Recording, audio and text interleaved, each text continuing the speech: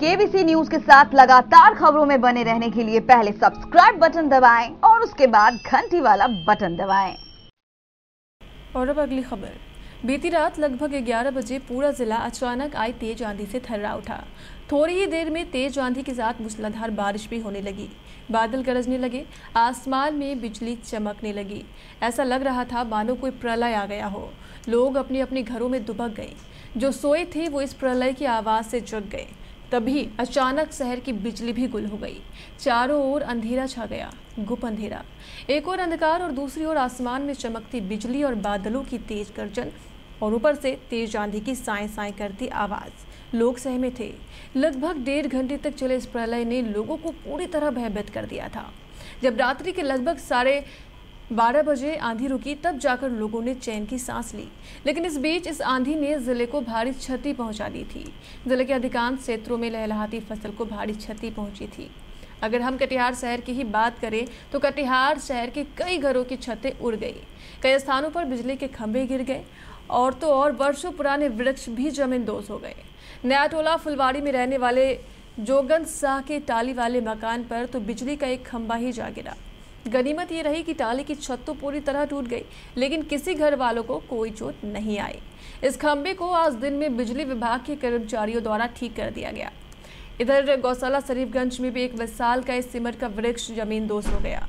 यह वृक्ष लगभग 50 फीट ऊंचा था और काफी पुराना था, लेकिन इस तेज आंधी ने इस पुराने वृक्ष को भी जमींदोज कर दिया।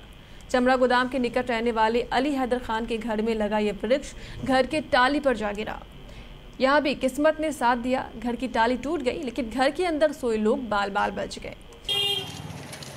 इसीलिए भी बयान नहीं चल रहा है। ठीक है, हम आपको सारा बात इस शॉर्ट में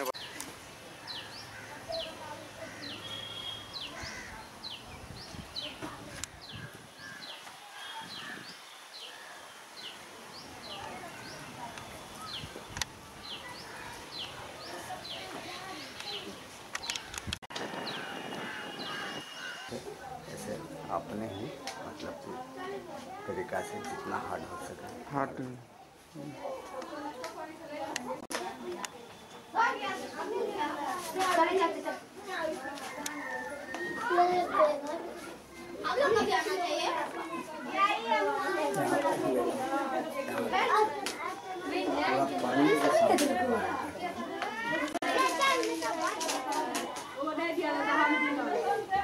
लेकिन रात जो आंधी आई तो 50 फीट दरख्त के 3 हिस्सा टूट गया। एक हिस्सा भी दरख्त लगा हुआ है और डायरेक्ट मेरे घर पर आया। उस समय मेरी पोता पोती सोया हुआ था। ये है कि दीवार मजबूत था, नया था, पिलर है तो टाली के घर, लेकिन पिलर है मजबूत है, इसीलिए दीवार से लग के टूट के डाल फेंका गया आंगन में। और आज भी अभी भी मतलब कि उसका एक हिस्सा मेरे दीवार पर लटका हुआ है, उसका दरख्त। उधर ग्रामीण क्षेत्रों में भी इस आंधी तूफान ने काफी कहर ढाया है। हमारे बलरामपुर संवाददाता रेहान रजा के अनुसार जहां एक और इस आंधी ने पूरे क्षेत्र का जीवन अस्त व्यस्त कर दिया, वहीं दूसरी ओर इस क्षेत्र में लगी कई तरह की फसलों को भी भारी क्षति पहुंची है। खेतों में लहलहाती मक्के की फसल से लेकर नई बोई गई पाट की खेती भी इस आंधी के कारण पूरी तरह बर्बाद हो गई। कुछ किसानों ने आम और लीची की खेती की थी, उसे भी इस आंधी ने काफी नुकसान पहुंचाया है।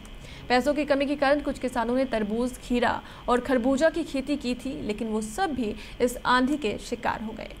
इस आंधी ने किसानों के चेहरों की खुशी उड़ा दी है। उधर प्राणपुर से हमारे संवाददाता सोहेल अख्तर ने भी इस क्षेत्र में फसलों की भारी क्षति की सूचना दी है। हमारे संवाददाता के अनुसार यहां इस क्षेत्र में आई आंधी और भारी मूसलाधार बारिश से पूरा इलाका कीचड़ से भर गया है, जिससे सारा जीवन अस्त व्यस्त हो गया। वहीं दूसरी ओर क्षेत्र में लगी फसलों को भी भारी नुकसान पहुंचा है। हमारे संवाददाता के अनुसार लावा स्टेशन से NH 81 को मिलाने वाली मुख्य सड़क का भी हाल पूरी तरह खस्ता है। सड़क पर पूरी तरह पानी भरा है, जिससे वाहनों को तो छोड़िए, लोगों का पैदल चलना भी पूरी तरह मुश्किल हो गया है। जिले के हमारे अन्य संवाददाताओं ने भी पूरे जिले में इस आंधी से फसलों की हुई भारी क्षति की सूचना भेजी है।